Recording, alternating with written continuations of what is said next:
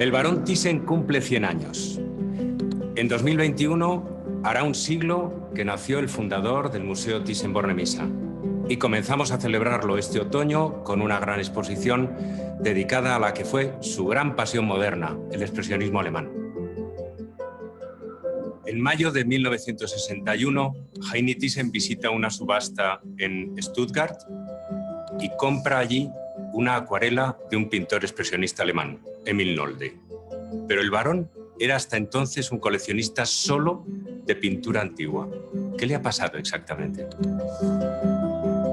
Me fascinaron los colores audaces y la atmósfera tan especial que emanaban de esta obra de Nolde. Al adquirir esa acuarela del pintor Emil Nolde, Heinrich Thyssen se rebela contra su padre y comienza la reinvención de sí mismo y, sobre todo, inicia una gran colección de arte moderno. Mi padre despreciaba el arte moderno. Siempre decía que el arte se había terminado al final del siglo XVIII.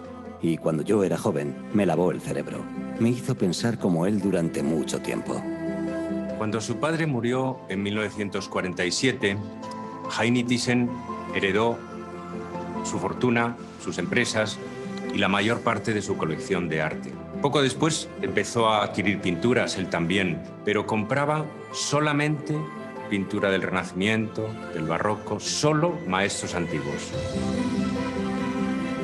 A finales de los años 50, Heinrich Thyssen empezó a sentirse incómodo con las ideas heredadas de su padre, incluso un poco harto de ser solo el nieto del gran magnate August Thyssen y el hijo del gran coleccionista Heinrich Thyssen. Con casi 40 años le había llegado la hora de ser él mismo.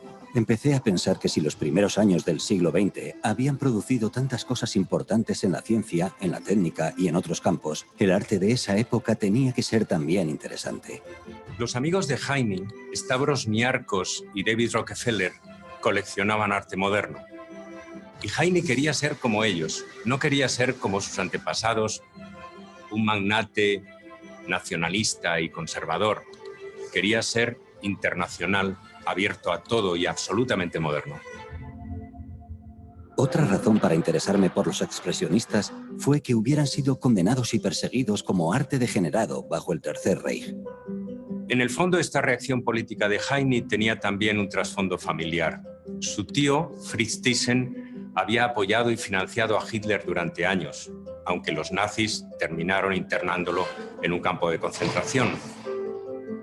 Heinrich quería limpiar el nombre de su familia. La rebelión contra el padre, el rechazo al pasado nazi de Alemania o el deseo de ser moderno no explican del todo la pasión de Heinrich por la pintura expresionista. En esa pasión hay algo de irracional, de muy físico, de muy visceral. El expresionismo es una droga. Es como si este arte te gritara, te bombardea con efectos, te provoca una excitación nerviosa como la de la música moderna. En su nueva aventura, Heinrich va a encontrar un mentor, una especie de nueva figura paterna que le ayuda a liberarse. Roman Norbert Ketterer, subastador y galerista, que desde el final de la guerra ha trabajado con un enorme éxito recuperando el expresionismo alemán y sacándolo al mercado internacional.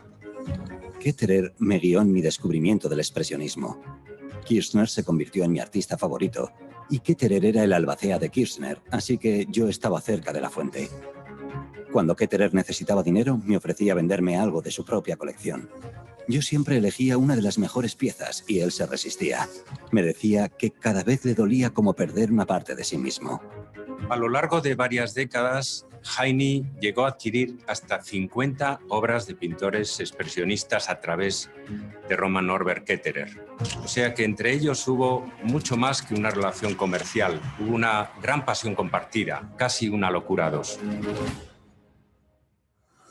Yo sentía en este arte un espíritu distinto, un espíritu de libertad que rompía totalmente con la tradición académica. El expresionismo alemán le dio a Heinrich muchas sensaciones intensas, pero le concedió sobre todo una gran libertad, la licencia de atreverse a todo.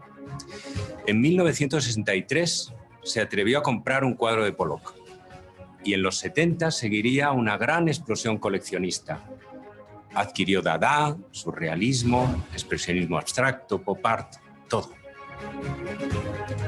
El expresionismo alemán fue para mí el punto de partida de mi colección de maestros del siglo XX, que al menos en términos de cantidad ha sobrepasado mi colección de maestros antiguos. El coleccionismo fue para Heine la manera de vivir en primera persona y hacer suya la historia del arte. Hoy, gracias a él, esa historia del arte pertenece a todos y podemos vivirla en el Museo Thyssen, el museo de todos.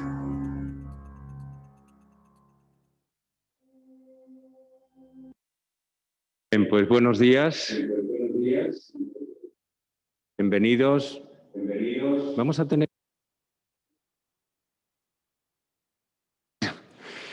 Buenos días, bienvenidos, tanto los que están presentes aquí como los que nos siguen a distancia en streaming. Lo primero que quiero hacer es presentarles a quienes están conmigo en la mesa. En primer lugar, al viceconsejero de Cultura y Turismo de la Comunidad de Madrid, Daniel Martínez, que representa a la comunidad que ha colaborado una vez más en ese apoyo constante que viene dando a las exposiciones del museo desde hace años, en esta presentación, en esta exposición dedicada al expresionismo alemán en la colección del Barón Thyssen-Bornemisza. Más allá está Juan Ángel López Manzanares, conservador del museo y director del equipo de investigación del que les hablaré enseguida, que ha hecho contribuciones importantes para el año Heine, que hoy presentamos. Y, last but not least, Paloma Larcó, jefe de conservación de pintura moderna, comisaria de la exposición, realmente el alma de este proyecto, que ha conseguido la reintegración, la recuperación de lo que fue completa la colección de expresionismo alemán del Barón Thyssen-Bornemisza y que presentamos en nuestras salas. Bueno, quiero desde luego agradecerles mucho a ellos su presencia, pero debería empezar por unos agradecimientos más remontándome a unos meses atrás, por lo que ha sido, recordando el esfuerzo que ha sido para todo el equipo del museo el superar el desafío de estos meses. No voy a aburrir con los detalles, todo el mundo tiene su tragedia, su drama que contar de esta catástrofe que es la pandemia. En el museo nos hemos enfrentado fundamentalmente a dos grandes desafíos inmediatos. Uno ha sido el reconstruir la programación y también los préstamos, la política de préstamos, reorganizarla con los museos. Imagínense a todos los museos del mundo pidiendo prórrogas para sus préstamos. Imagínense a todos los prestadores declinando o titubeando sobre si prestar a nuestros proyectos próximos. Todo eso ha exigido del equipo un gran esfuerzo. Y en este capítulo concreto quiero recordar a todos los equipos de conservación de nuestro departamento de exposiciones y en particular a nuestra directora de registro, Mariana Aparicio, que ha hecho un enorme sobreesfuerzo de trabajo. La programación ha traído consigo además un esfuerzo de reforma de los presupuestos tremendo, que no ha sido además de una vez, ha sido de varias veces. Ha habido que ir cambiando, iba a decir improvisando, pero no se pueden improvisar los presupuestos, ese es el problema, ¿no? Ha habido que ir cambiando en varias ocasiones de planes para lo sucesivo. Y quiero agradecer muy especialmente a nuestro director gerente, Evelio Acevedo, y a nuestro director financiero, Ciriaco García Nebral, el enorme esfuerzo que han hecho. Yo además he estado enfermo buena parte del tiempo, he estado ausente, o sea que el esfuerzo ha caído muy exclusivamente sobre ellos. Entonces quiero darles especialmente las gracias. Fue precisamente nuestro director financiero el que sugirió que a la vista de que los proyectos de este año se nos venían abajo, habíamos tenido que renunciar a hacerlos este año, los proyectos de Alex Katz, de Magritte en el otoño, y posponerlos, Magritte para el año que viene, Alex Katz para el año 22, era lo más razonable y además las semanas transcurridas nos han confirmado en que era efectivamente lo más razonable. Fue Ciriaco el que propuso, bueno, ¿por qué el primer proyecto del año Heine, que era una exposición, un montaje expositivo dedicado al expresionismo alemán, no lo adelantamos y lo traemos a las salas de temporales? Y nos pareció, ¿verdad?, una magnífica idea, porque además permitía a la comisaria jugar en otro espacio. Ustedes saben que una de las cosas más satisfactorias para un conservador es a veces sacar las obras de las galerías, de los lugares donde están habitualmente instaladas y combinarlas de otra manera, ordenarlas, organizarlas de otra manera. Eso ha permitido a Paloma Larcó, a la comisaria de la exposición, como,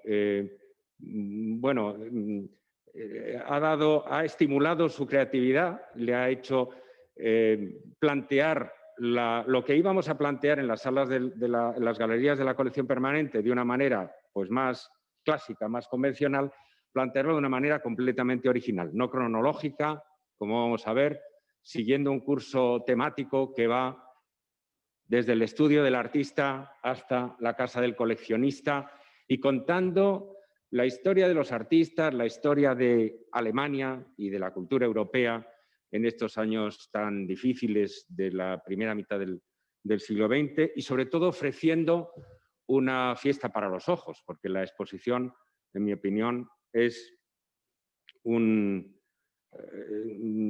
enorme goce visual. Vemos los expresionistas de otra manera y los disfrutamos muchísimo más. Estaba diciendo que este era el primer evento del año Heine. O sea, comenzamos el año Heine por anticipado 3 meses antes, porque el año que viene, como les decía en el vídeo, se cumple el centenario del nacimiento de nuestro fundador, de Heinrich Thyssen-Bornemisza. El año Heine va a constar fundamentalmente de 3 grandes montajes expositivos en las salas de nuestra colección permanente. El primero de ellos, no voy a entrar en detalles porque recibirán esta información de nuestro Departamento de Comunicación, pero el primero de ellos tiene que ver con un préstamo de las colecciones de Francesca Thyssen, en el que hay pintura antigua, muchas obras de orfebrería excelentes, algunas de las cuales estuvieron expuestas en el momento de la inauguración del museo hace ya bastante tiempo, escultura e incluso una alfombra magnífica que se colgará en el hall del museo. Eso se inaugurará en marzo y comenzará un poco los montajes expositivos del año Heine. Después del verano, en el otoño, en octubre, traeremos, será otro montaje expositivo, 12 obras de nuestro depósito, del depósito Museo Thyssen en el MENAC, en el Museo Nacional de Arte de Cataluña en Barcelona, una docena de obras que no suelen estar aquí y entre las cuales está esa gran joya que es la Madonna de la Humildad, la Virgen de la Humildad de Frangélico, que no la hemos visto por aquí desde el año 2006, ¿no? Entonces será una ocasión también para recuperar, para reintegrar las colecciones del Barón, lo que el Barón coleccionó, heredó, recuperó de su familia, que es a lo que vamos a dedicar fundamentalmente este año.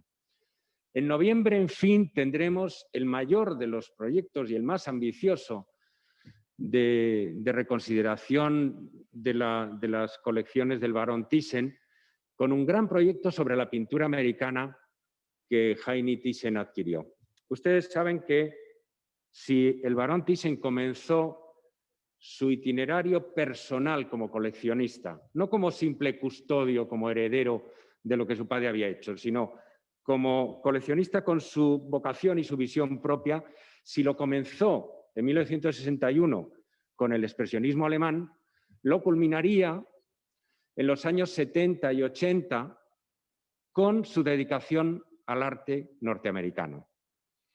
Un itinerario que comenzó por lo más moderno, comenzó por su afinidad con el arte pop, con el expresionismo abstracto y luego con los clásicos de la vanguardia americana de los años 10, 20 y 30, y culminaría en una dedicación muy, muy rara en un coleccionista europeo al arte americano del siglo XIX. Bueno, el desafío de Paloma, que es la comisaria de ese proyecto expositivo dedicado al coleccionismo americano del Barón, los otros dos proyectos que les he citado son responsabilidad de Mar Borovia, nuestra jefe de conservación de pintura antigua. Este de la pintura americana, que se inaugurará en noviembre, corresponde a Paloma. El desafío es mostrar lo mejor, lo más importante de esa actividad coleccionista, reunido en un relato continuo que tendría que ir pues, del final del siglo XVIII, comienzo del XIX, hasta el final del siglo XX, nada menos. Todo un reto. En fin, voy a lo de hoy y voy a ser brevísimo porque van a ser sobre todo Paloma Larcó y también Juan Ángel López Manzanares quienes les van a contar lo que van a encontrar en las salas, lo que van a encontrar en el catálogo. Lo de hoy es un doble ensayo de reconstrucción y de recuperación. Lo primero y más importante que hemos intentado, como ya les hemos contado en el vídeo, es recomponer lo que fue la colección del Barón, que nunca ha sido expuesta junta. La colección del Barón de pintura expresionista alemana está segmentada, fragmentada en una parte muy importante es propiedad de esta fundación y por consiguiente de todos los españoles. Una parte está también en este museo, pero dentro de la colección Carmen Thyssen, una colección privada de la principal heredera de su marido el Barón. Y luego hay aportaciones de colecciones privadas de dos de los hijos del Barón, Fiona y Alexander. Perdón, Francesca y Alexander. Fiona es naturalmente la madre de Francesca. Francesca y Alexander. A Fiona se me ha escapado porque Fiona, aunque no aparece aquí en estos agradecimientos como prestadora, pero sí ha estado impulsando el proyecto y animándonos en el proyecto, como lo ha estado también Borja Thyssen. Han sido muy entusiastas del proyecto de esta exposición cuando se planteó en el último patronato, ¿no? Bueno, por supuesto que nuestro mayor agradecimiento corresponde a los coleccionistas de la familia, que por primera vez han participado juntos en esta actividad, en esta gran acción de recomposición de la colección del Barón, en este gran homenaje a su marido y padre. Entonces, a ellos, a Alexander, a Francesca y a nuestra tita, nuestro mayor agradecimiento.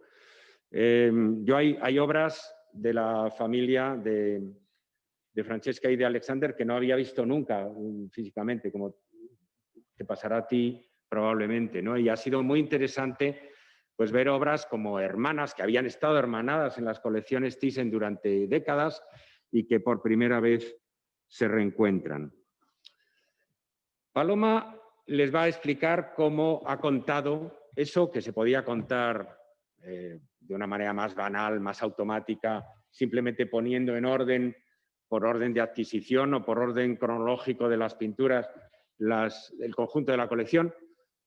Cómo ha escogido otra manera más imaginativa para contarlo, que es el partir del estudio del artista y luego ver las influencias que los expresionistas sufrieron y sus grandes temas y sus exposiciones, entre ellas las de arte degenerado del 37, y cómo terminaron en manos del Barón, seleccionando cuidadosamente las piezas y estableciendo equilibrios muy complejos. Ha sido un encaje de bolillos, porque en el montaje de esta exposición había que considerar los argumentos de fondo, qué obras estuvieron en la exposición Arte Degenerado, qué obras adquirió el barón primero o después, pero también cómo se llevan el aparel, las pinturas, que es la consideración quizá más importante al final en una exposición, que es un gran evento visual, ¿no? Entonces, yo creo que Paloma ha hecho un gran trabajo, un esfuerzo enorme de creatividad, de imaginación, y que además le agradecemos muy especialmente porque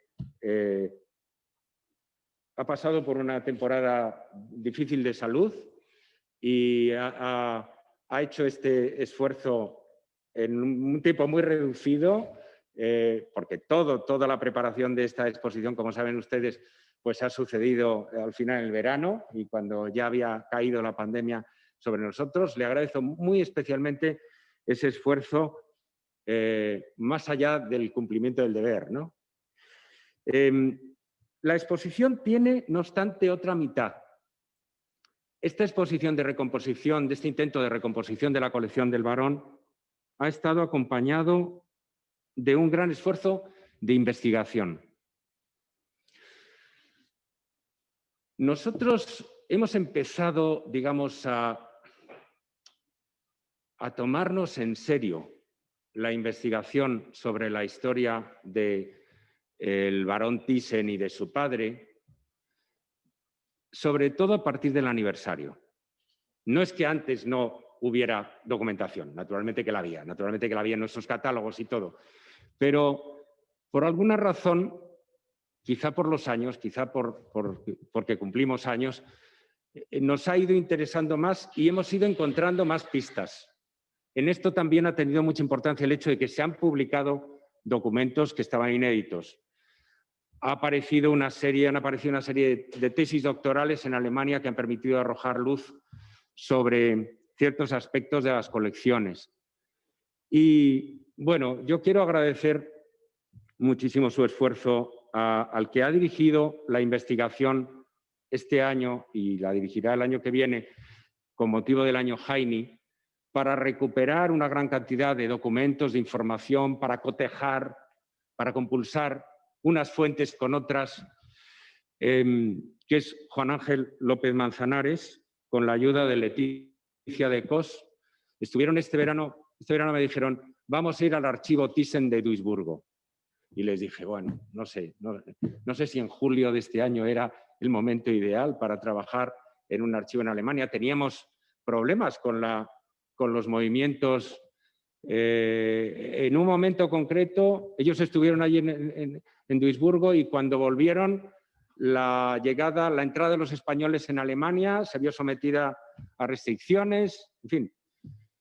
Yo les dije, no es absolutamente necesario que lo hagáis. Lo hicieron, trajeron toda la documentación. Eso nos ha servido les sirvió para poner en pie la cronología del catálogo, que es la cronología más actualizada, con muchos datos nuevos sobre la peripecia coleccionista del barón Thyssen, con muchos hechos completamente, a veces sorprendentes, relativos a esa colección, que ni siquiera la familia de su marchante conocía. Aquí ha habido que compilar muchas fuentes distintas y, como digo, cotejarlas entre sí. Mi propio texto en el catálogo se nutre de ese trabajo de investigación. Entonces, a él también, a Juan Ángel López Manzanares, mi agradecimiento por ese enorme esfuerzo de trabajo, y a Leticia de Cos. En fin, no quiero alargarme más, ya me he alargado mucho más de la cuenta. Mi reconocimiento de nuevo a los coleccionistas que han hecho posible la exposición, que es un antes y un después, es algo sin precedentes. A los patrocinadores, a nuestro patrocinador de la Embajada Alemana y sobre todo a la Comunidad de Madrid, que una vez más, como decía al principio, ha colaborado con nosotros y esto se agradece más en tiempos tan difíciles. Les cambiamos el proyecto, ellos patrocinaban el proyecto anterior, colaboraban con el proyecto anterior de Madrid, les cambiamos el proyecto en el verano y dijeron, seguimos con vosotros, que es algo, no les tengo que explicar lo importante que es eso para un museo en estos tiempos. Y ya sin más, le cedo la palabra a Daniel Martínez, al viceconsejero de Cultura y Turismo. Buenos días. Muchas gracias, querido Guillermo, director. Muchas gracias, Paloma, Juan. Amigos, es para la Consejería de Cultura y Turismo de la Comunidad de Madrid un gran honor continuar apoyando al Museo Nacional Thyssen-Bornemisza para que exposiciones tan señaladas como la que hoy tengo el agrado de inaugurar junto a ustedes sea posible. Sin lugar a dudas, suponen una gran oportunidad para dar a conocer y acercar a los madrileños, a los turistas de destinos próximos y a todos aquellos que nos visitan a lo largo del año desde diversos rincones del mundo, que la cultura de nuestra región sigue viva, y hoy más que nunca. Esto es posible gracias a las sinergias que entre todos construimos y que contribuyen a que Madrid se consolide como el epicentro cultural de España, punto de contacto de la hispanidad con la cultura europea. Pero también debemos recordar que una parte importante de las obras que hoy se custodian en todos los museos del mundo se han conservado gracias a que coleccionistas, personas amantes de las artes y las antigüedades pusieron sus conocimientos y recursos al servicio del arte y los artistas, buscando, adquiriendo y conservando, a veces durante generaciones, estas obras que ahora nos deleitan y fascinan. Es especialmente reseñable la satisfacción de colaborar con esta muestra de singulares características que sirve además como apertura a la celebración del centenario del nacimiento de a quien en España siempre conocimos afectuosamente como el barón Thyssen, Hans Heinrich Thyssen-Bornemisza, uno de los grandes mecenas y coleccionistas del siglo XX. A él debemos también la dimensión pública de su colección, y gracias a dicha apertura al mundo, que dotó de una destacada relevancia a su colección privada, atrajo a España, a Madrid, la pintura contemporánea, los principales movimientos artísticos y a sus artistas más importantes, así como a vanguardias históricas que estaban ausentes en las colecciones públicas de nuestro país. Recordemos que cuando se acuerda el traslado e instalación de la colección Thyssen-Bornemisza en este Palacio de Villahermosa, frente al Museo del Prado, se consolida en Madrid uno de los recorridos por la historia de la pintura más importantes y completos de Europa, lo que hemos llamado el Triángulo del Arte o el Triángulo de Oro, y que ya se ha convertido en una de las señas de identidad y principales atractivos de nuestra ciudad y nuestra comunidad. Nuestro agradecimiento y más sincera felicitación, una vez más, a todos los que han hecho posible con su trabajo que el expresionismo alemán surja con todas sus fuerzas en estas salas expositivas. Finalmente, quiero expresar también mi mayor reconocimiento al equipo directivo del museo por el esfuerzo de gestión que nos consta están realizando en las actuales circunstancias de gran dificultad. Es por esta capacidad, entre otros valores y otros dones, por los que el Museo Thyssen es una institución cultural principal de nuestro país. Muchas gracias a todo el equipo. Muchas gracias, Guillermo. Bueno, pues muchas gracias al viceconsejero.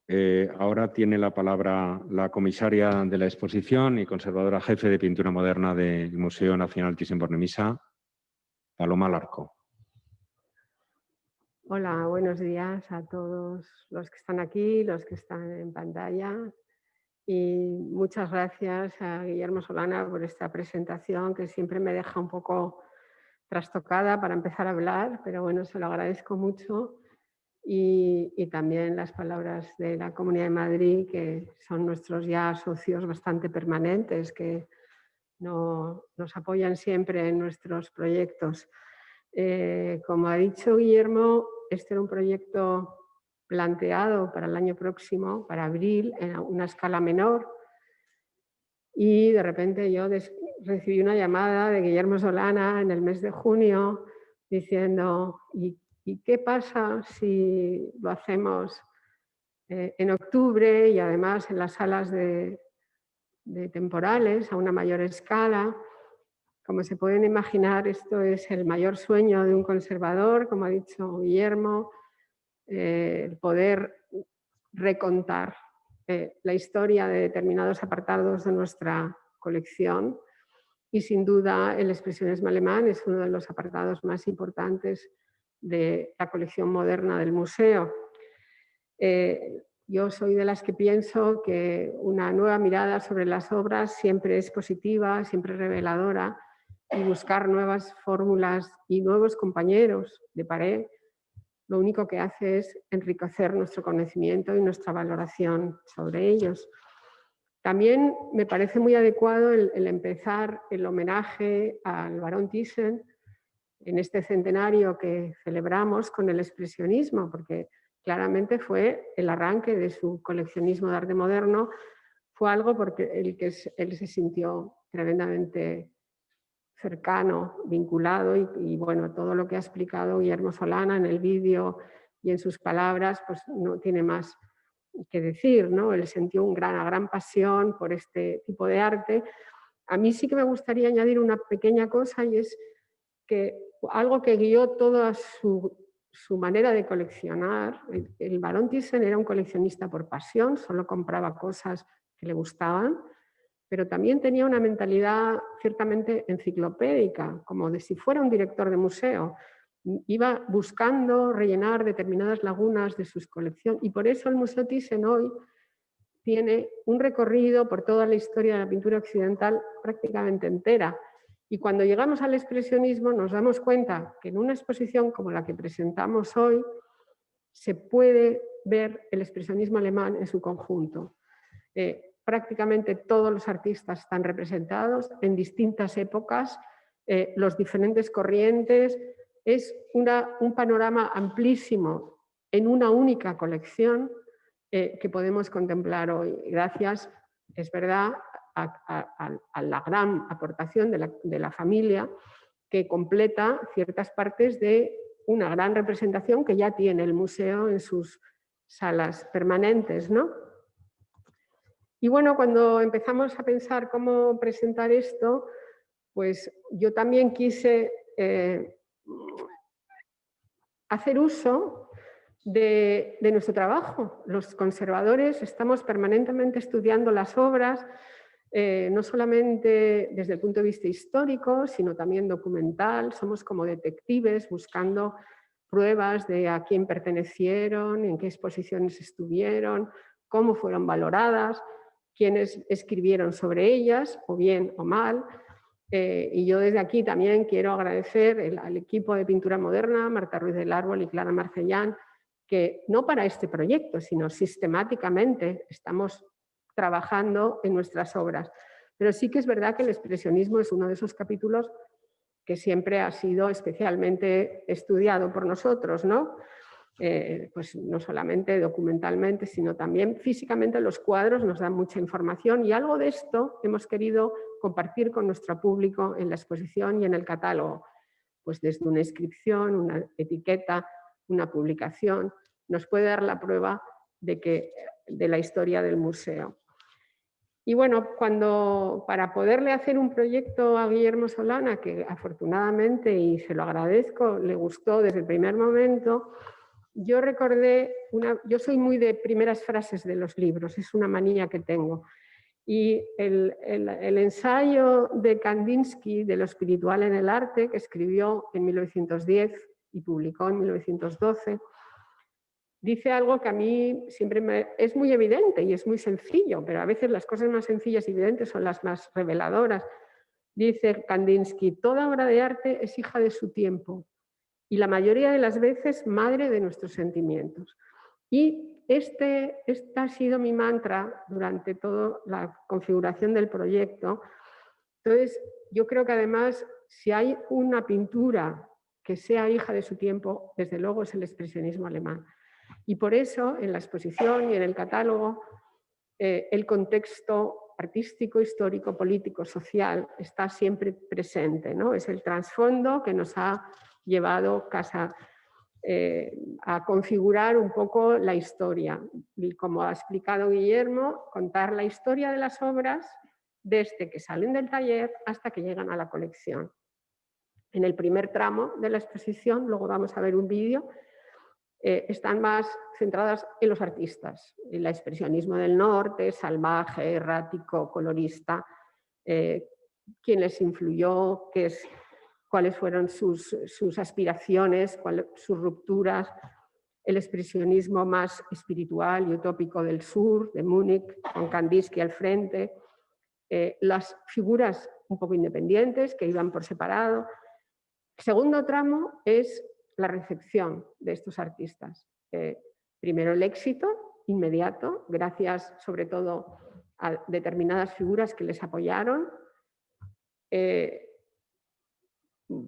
la República de Weimar empiezan los museos a comprar obras expresionistas, tuvieron un cierto éxito, y luego la caída fulminante con la llegada del nazismo. Hay una sala entera dedicada a esto. Y la última parte es la reacción a esa estigmatización del nazismo con la recuperación y la rehabilitación del expresionismo, y no solamente del expresionismo, sino de toda la vanguardia durante la posguerra, y cómo el Barón Thyssen con su coleccionismo colaboró a esa recuperación, ¿no? Él empieza a coleccionar en un momento en el que el expresionismo está intentando ser recuperado y reivindicado, ¿no? Y bueno, quizás vamos a ver el vídeo y voy contando un poco así rápidamente. Es un vídeo rápido y no, contando un poco la secuencia de salas para que se pueda ver. La primera sala es el taller, que fue para ellos no solamente un lugar de experimentación, sino de vida bohemia, antisistema. Ellos se opusieron a la sociedad guillermina tan conservadora y se rodearon de todo tipo de artefactos etnográficos. Fueron unos grandes defensores de la cultura material de otras culturas remotas. Esa manera de intentar ir un paso hacia atrás hasta sociedades preindustriales para buscar un lenguaje para el futuro, ¿no? Y reivindicando un antinaturalismo total. Los referentes a quienes se van a fijar en los pintores antiimpresionistas y antinaturalistas, Van Gogh, Munch, Gauguin, que empiezan a estar presentes en Alemania, en exposiciones, no solamente en las grandes ciudades, sino a lo mejor en el propio Berlín, ¿no? Y entonces hay comparativas, Haeckel al lado de nuestro Van Gogh del tardío, del Besenot. Van Gogh les enseña el color, la manera tan impulsiva de representar a través de un color muy directo, que ellos rechazan totalmente el impresionismo, no quieren hacer una representación de lo que ven, sino de lo que sienten, de sus impulsos naturales a través de una bidimensionalidad, rompen con los colores naturales de la naturaleza. La cara verde de Franzi es un ejemplo paradigmático, pero también incluso los pintores en torno al Blaue Reiter están en este sentido también intentando irse hacia atrás, hacia unas culturas erráticas, ¿no? La sala dedicada a los exteriores, no cabe duda que también salieron del taller, se fueron al aire libre. La naturaleza era una manera de volver a un estado arcádico, primigenio. Sus paraísos eran paraísos cercanos en el Báltico y ahí van a irse todos los veranos, cada uno a una punta diferente. Y ahí vemos pues, los paisajes que hicieron en Dangas, el Smith-Rottluff y luego, por ejemplo, Pesten, que también tiene un componente muy gauguiniano. Incluso alguno de ellos viajó a los mares del sur siguiendo a Gauguin. El paisaje y el desnudo en la naturaleza tiene un capítulo específico y se ve muy bien tanto en las obras del Brücke como algunas de las pinturas del Blaue Reiter, ¿no? Cuando llegamos a la sala del expresionismo más del sur, vemos que a ellos les interesan las tradiciones populares. Otra vez, una cultura más natural, más asentada en la tierra, más lejos de la civilización. La cultura popular rusa, la pintura sobre cristal de Baviera, el infantilismo, en el caso de Klee, y con todo eso van a crear un lenguaje que en el caso también, por supuesto, inspirado en colores totalmente irreales. Ellos también se empiezan a influir por el fauvismo, con el que tienen muchas semejanzas, Y en el caso de los pintores expresionistas del sur hay mucho más contacto con las corrientes extranjeras, como el futurismo, por ejemplo, ese Make, ¿no?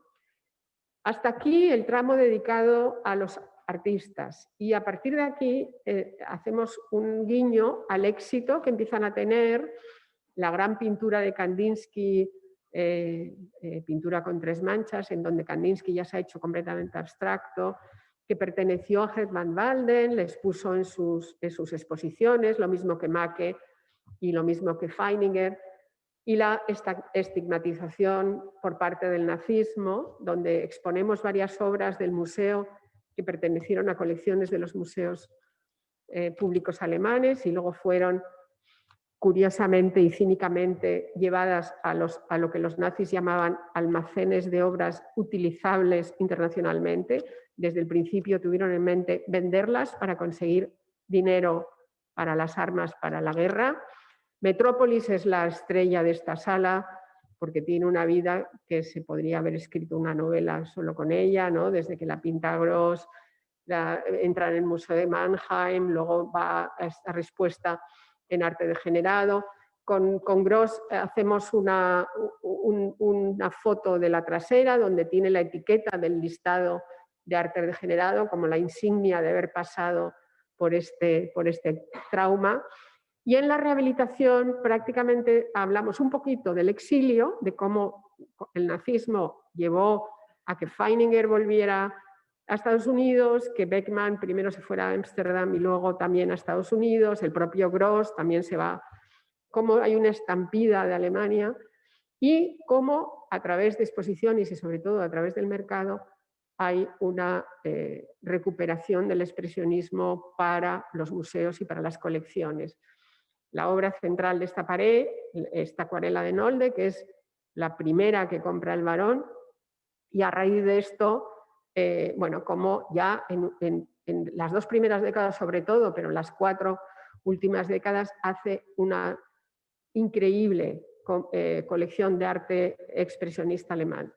Y la última sala se dedica más bien a cómo, una vez que ya está seguro que tiene una colección importante, hace todo un proyecto de exposiciones internacionales. Nosotros le hemos hecho un pequeño homenaje a la exposición de 1989 en Lugano, que fue la única exposición que hizo sobre expresionismo alemán y que, bueno, algunos de los cuadros, este fue el buque insignia de esta exposición, era la cubierta del catálogo, ese Kandinsky temprano, y la exposición cierra con una breve, porque es una especie de síntesis de la gran cronología que han hecho Juan Ángel López Manzanares y Leticia de Cos en el catálogo, ¿no? Para que los visitantes también puedan ver en qué consistió este coleccionismo. Como dije al principio, esta exposición presenta un panorama completísimo de lo que fue el expresionismo. Nosotros le hemos querido dar este trasfondo contextual, histórico, político del coleccionismo, pero bueno, hay algo que también a mí me gustaría, bueno, al margen de agradecer enormemente que el poder haber presentado con nuestras obras, las obras de Carmen Thyssen, que siempre están separadas, ojalá algún día puedan colgarse en el museo juntas, sería mi mayor deseo, pero también las de la familia, que normalmente las tienen en sus propiedades y normalmente no están aquí, ¿no? Pero los expresionistas y el Barón Thyssen también tenían algo en común, que es que el arte no existe si no se puede contemplar. El Barón siempre quiso compartir sus colecciones, por eso hizo todas esas exposiciones itinerantes que dieron ese gran nombre a la colección Thyssen. Y yo querría añadir a los agradecimientos que ha hecho Guillermo y merecidísimos de mucha gente en este museo, la gran labor que han hecho los departamentos de servicios generales y de mantenimiento, que han estado meses y siguen haciendo un esfuerzo enorme para que este museo sea seguro, se cumplen todos los protocolos y quiero que se sepa que quien venga aquí va a sentirse totalmente seguro. El Thyssen es un lugar seguro y que invito a la gente a que, bueno, a que venga a verlo, porque yo creo que el mundo necesita del arte más que nunca en estos tiempos convulsos. Creo que es algo muy evidente también, pero que es importante repetir, que por supuesto que podemos conformarnos con ver las colecciones de los museos en las webs. Yo personalmente en estos meses atrás me las he visto todas, pero es irrepetible una experiencia directa, sobre todo en un arte tan magnético, que te produce tal, como decía el barón Thyssen, descargas eléctricas. Creo que hay que invitar a la gente a que venga con las precauciones que hay que tener y de las pautas que marcan la ley.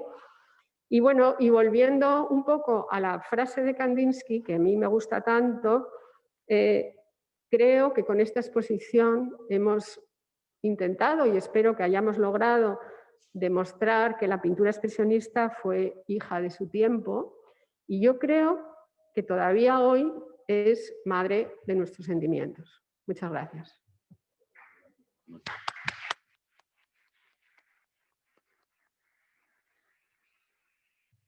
Bueno, pues muchísimas gracias, Paloma, por la intervención, la síntesis tan estupenda del proyecto y también por esos agradecimientos a los que por supuesto todos nos sumamos, y el reconocimiento a los departamentos de servicios generales y mantenimiento que efectivamente han mantenido el museo a flote, como quien dice, físicamente en unos momentos de mucha incertidumbre y muy complicados. Bueno, pues ahora le cedo la palabra a Juan Ángel López Manzanares para que nos hable de su contribución al proyecto. Muchas gracias, Guillermo. Gracias a Paloma también, por supuesto, por esta magnífica exposición y gracias al viceconsejero de Cultura y Turismo, Daniel Martínez, por el apoyo a la exposición. Bueno, voy a ser muy breve. Quiero solamente decir un par de ideas. La primera es que este ha sido uno de los proyectos más enriquecedores de mi labor dentro de este museo. He comisariado alguna exposición, en este caso lo ha hecho Paloma. Yo le he estado apoyando por la parte de la documentación, pero tal vez porque esta exposición atañe muy directamente a la institución del Museo Thyssen, en el que llevo trabajando desde hace más de 20 años, la he sentido como una labor muy especial. A ello ha contribuido también, por supuesto, y quiero destacarlo, el trabajo en equipo que hemos desarrollado. Primero, en primer lugar, Leticia y yo, como en el caso de ese viaje que hicimos a comienzos de agosto a Duisburg, que ha mencionado Guillermo, para estudiar, para recoger la información de los archivos Thyssen. O en el caso de nosotros dos, junto con Guillermo y con Paloma, con los cuales nos hemos estado intercambiando emails e información casi diariamente. Y también con otros departamentos del museo, como puede ser el Departamento de Pintura Moderna, el Departamento de la Biblioteca o el Departamento de Publicaciones, compartiendo datos, enlaces de páginas web, fotografías, todo aquello que nos pudiese enriquecer la investigación. Pero también querría destacar la ayuda de otras personas, de otras instituciones que han colaborado en este proyecto de manera totalmente generosa, como puede ser el propio archivo ThyssenKrupp de Duisburg que he mencionado, en concreto Astrid Dornemann y Britta Korten, que nos ayudaron allá, y de manera muy, muy especial a la hija de Roman Norbert Ketterer, a Ingeborg Hense Ketterer, de la cual vamos a ver a continuación un pequeño vídeo, y a su marido, Wolfgang Hense, que nos han aportado y nos han aportado información y nos han ayudado en el proceso de documentación de esta cronología. Por lo que respecta al contenido de las investigaciones que Leticia de Cos y yo hemos llevado a cabo sobre la gestación de la colección de pintura moderna, y que hemos plasmado tanto en el apéndice de la cronología del catálogo como en la última sala de la exposición, quería decir que en gran medida es como si con esta exposición hubiésemos añadido una dimensión nueva a la historia del coleccionismo Thyssen y del coleccionismo de arte moderno.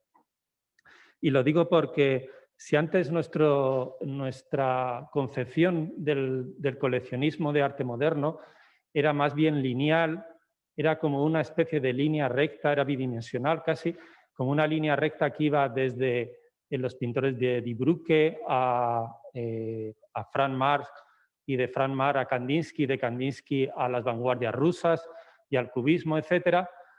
Ahora lo que hemos descubierto es una historia que es, digamos, que le da cierto volumen, que le da una profundidad psicológica, que es también la profundidad de, bueno, pues el intento del Barón de crear una colección que fuese personal, que fuese en la que estuviese plasmado su manera de ver el arte y también de rebelarse un poco contra la idea de su padre de que el arte terminaba en el siglo XVIII. Pero no solo ha ganado volumen, pienso que también ha ganado espacio, ha ganado una especie de paisaje en torno a ella, y ese paisaje viene dado también por la recuperación, elementos históricos como pueden ser la recuperación de la vanguardia de comienzos de siglo en Alemania que se produjo tras la Segunda Guerra Mundial, que también la vemos reflejada en la exposición, y también el boom del coleccionismo de arte impresionista y posimpresionista que se produjo en los años 50 y del cual participaron los amigos del Barón, como fueron David Rockefeller y Stavros Niarchos. Stavros Niarchos, un armador muy importante que junto con otros armadores empezaron a comprar obras de arte tras la guerra del Sinaí que llevó a cabo un enriquecimiento de sus empresas y de sus negocios. En cierto modo, querría añadir un símil visual. Vendría a decir que si antes pensábamos que la historia del coleccionismo moderno de Hans-Heinrich Thyssen-Bornemisza era un poco parecida al nacimiento de Palas Atenea de la cabeza de Zeus, que salió ya armada, ahora lo que tenemos delante de nosotros, lo que hemos descubierto, hemos desvelado, es un poco una historia más real, más verídica, y que tiene que ver un poco con los retos y las dificultades del coleccionismo de arte a gran escala, del mejor coleccionismo de arte.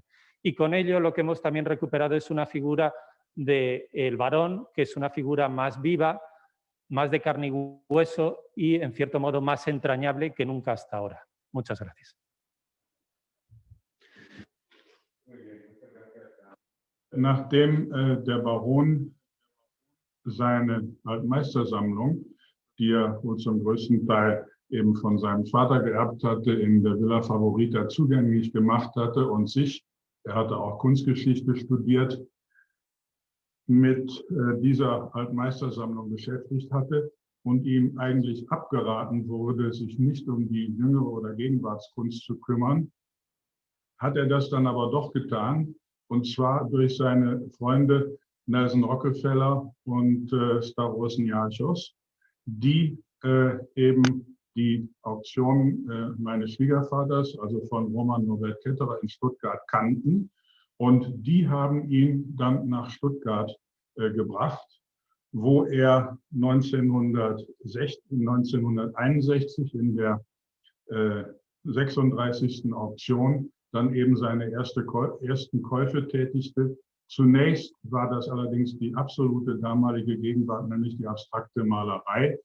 Dann stieß er aber auf ein Nolde-Aquarell, das er dort erwarb. Das erregte sehr viel Aufsehen und das war sein Number One für seine Sammlung klassischer Moderne und deutscher Expressionismus. Und dadurch lernte er meinen Schwiegervater kennen.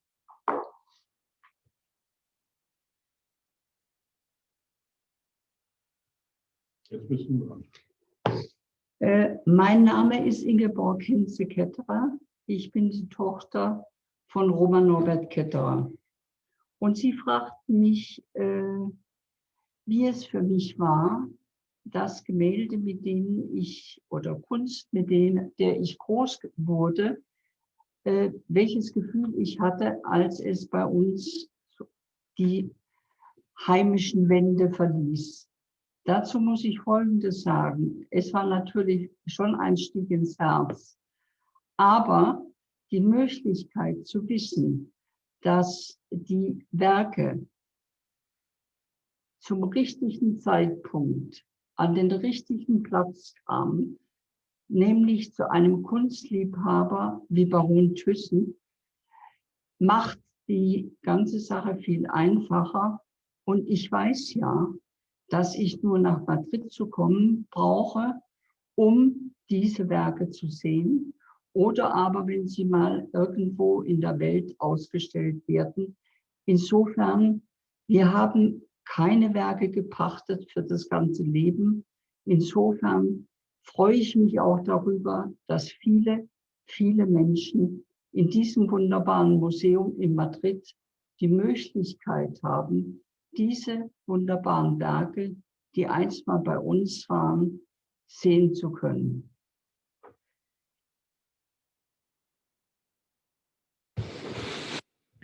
Bueno, cuenta la anécdota que te contó Ingeborg sobre Franzi. Sobre Franzi. Ingeborg, en la primera conversación que tuvimos, estaba yo en Duisburg, acabábamos de estar recogiendo la información. Leticia ya se volvió esa mañana a Madrid. Yo me quedé para ver un poco también la región del Ruhr donde comenzó la historia de los Thyssen, y llamé por teléfono a Ingeborg para solicitarle la ayuda. Ella me contó que el cuadro de Franzi colgaba de su habitación, que ella lo veía todos los días, estaba en su habitación personal, y que cuando se enteró que por parte de su padre que el cuadro no iba a volver ya más a su habitación, se pasó varios días llorando y lamentándolo. Ahora bien, ella comprende que, bueno, en aquel momento su padre necesitaba vender esas obras, y se alegra, como hemos visto en el vídeo, que hayan ido a parar a una colección tan importante como la colección Thyssen, y que ahora las puedan ser gozadas por todo el público español, por el público madrileño y por el público internacional. Gracias. Bueno, pues muchas gracias a Juan Ángel López Manzanares y también a Ingeborg y a Wolfgang por esta aportación personal, porque la exposición, que es sobre todo un homenaje a Heini, pero hay como un homenaje secundario a Ketterer, que fue el que también, con una relación con Heini que era más que una relación comercial, como hemos contado en el catálogo, era una relación personal de búsqueda conjunta de los dos, pues le inició en el expresionismo alemán y sacrificó también lo que era su colección personal en gran parte para hacer posible que la colección del Barón existiera. Entonces, bueno, con eso terminamos las intervenciones e iniciamos el turno de preguntas. Ahora es cuando tengo que conectar el teléfono para recibir las preguntas de nuestro director de comunicación. Una primera pregunta. Perdón, lo vuelvo a desconectar. Una primera pregunta dirigida a la comisaria de la exposición. Paloma, ¿qué hay en la exposición que todavía no supiéramos o supiéramos poco del expresionismo alemán? ¿Qué aspectos del expresionismo alemán en tu trabajo para esta exposición? Bueno, tú llevas bastantes años trabajando en la colección expresionista, te la sabes del derecho del revés. ¿Qué te ha aportado el traer esas piezas de la familia y sobre todo la experiencia de tener que colgarlo todo junto? ¿Has descubierto algo que no lo tuvieras tan claro? Yo pienso que siempre se aprende algo cuando las obras se reinstalan. Quizás lo que más he aprendido es, y creo que lo he intentado reflejar en el texto del catálogo, es lo condicionado que estuvo este arte por la historia. Para mí, hombre, siempre se sabe, pero cuando llegas a detalles, pues es cuando de verdad te das cuenta de que a lo mejor no te habías detenido tanto. Otros movimientos artísticos fueron de la vanguardia de las artes, del arte moderno, pues sí que tuvieron condicionantes históricos y políticos, pero quizás el expresionismo fue el que más, ¿no? Yo pienso que, bueno, a mí siempre me interesó, del expresionismo me interesó especialmente la parte política relativa a la estigmatización nazi. Yo me he metido más por ese lado que por otros, ¿no? Y lo he querido dejar muy claro en esta exposición. Incluso, afortunadamente, este capítulo terrible del arte moderno, que duró muy pocos años, pero fue tremendamente represivo, tiene muchas investigaciones en marcha, como se pueden imaginar. Y hay ahora muchos documentos que antes no estaban accesibles. Pues hemos, por ejemplo, cruzado el inventario de obras degeneradas que se llama la lista Fischer, que la viuda de Fischer donó al Victorian Albert y que está disponible en la web del Victorian Albert. Y ahí, ¿cuál será nuestra sorpresa al encontrar nuestras obras catalogadas como requisadas en estos museos con el número de inventario, que luego te vas a ver la trasera de la obra y resulta que está marcada con la etiqueta, con el número de inventario de arte degenerado, como si fuera una insignia de esta obra pasó por un almacén de obras requisadas nazis, ¿no? A mí es lo que más he aprendido con esta exposición y lo he intentado reflejar, es cómo se gestó este arte, cómo triunfó, cómo fue absolutamente reprimido y luego cómo esa propia represión ayudó a que se reivindicara en la posguerra, ¿no? Yo creo que para mí eso ha sido lo que más he aprendido y lo que he intentado reflejar en esta exposición. Muchas gracias, Paloma. Hay una pregunta para Juan Ángel López Manzanares. ¿Qué nos queda por descubrir del barón Thyssen como coleccionista? Yo añadiría, ¿qué has descubierto que ha cambiado tu imagen del barón Thyssen? Has hablado un poco de el volumen que ha adquirido la colección, pero yo sé que hay cosas concretas sobre el coleccionismo del barón Thyssen, sobre las que vas a desarrollar quizá alguna conferencia. ¿Y qué cosas nos quedan por descubrir? Bueno, yo creo que quedan muchas cosas por descubrir. De hecho, nuestro viaje a los archivos Thyssen en Duisburg solo duró 2 mañanas. Recogimos toda la información pertinente al expresionismo alemán, pero bueno, la historia de la colección Thyssen es una historia de casi 100 años. Yo creo que respecto al barón, lo que nos queda un poco por descubrir es, bueno, hay otras facetas que también él empezó a coleccionar, no solamente arte expresionista, cómo fueron en realidad los comienzos, aparte de las colecciones de Niarchos y de Rockefeller, se guió por algún otro ejemplo de museo. Yo pienso que tal vez fue el ejemplo del Museo Folkwang de Exen, el que le pudo marcar un poco, como, igual que le había marcado a su padre, a Heinrich Thyssen-Bornemisza, el ejemplo de la Alte Pinakothek de Múnich, pues también yo creo que Heinrich Thyssen-Bornemisza, para lanzarse a coleccionar arte contemporáneo, algo que él no había hecho hasta entonces y que suponía bastantes riesgos para un coleccionista clásico y que se aseguraba mucho la procedencia de las obras que compraba, pues el tener el referente de otras colecciones como la de Niarchos, como la de Rockefeller,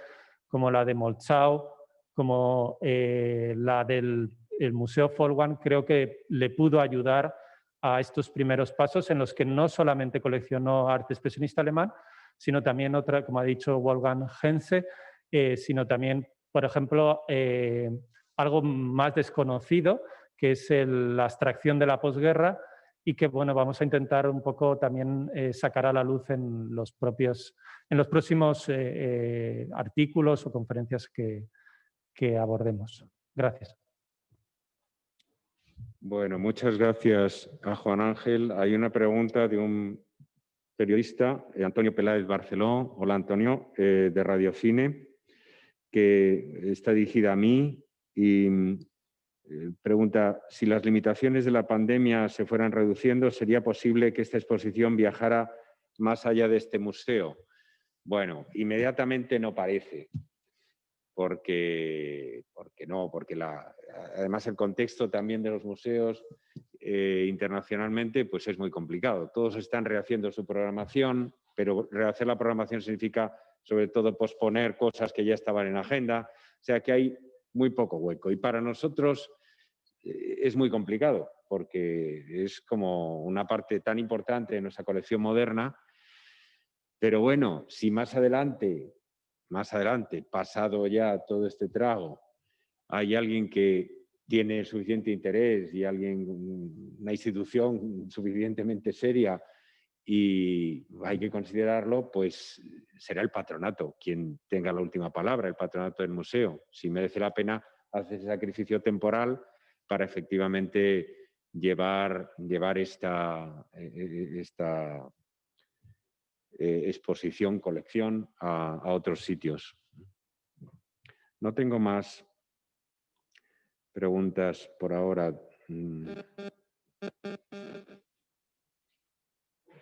Bueno, pues lo único que tengo que hacer es agradecerles a todos los que están aquí, los que nos siguen a distancia, su interés, su asistencia y advertirles que la salida de los que están aquí presentes será escalonada y deberían ustedes seguir las indicaciones de nuestro personal de seguridad. Muchísimas gracias a todos.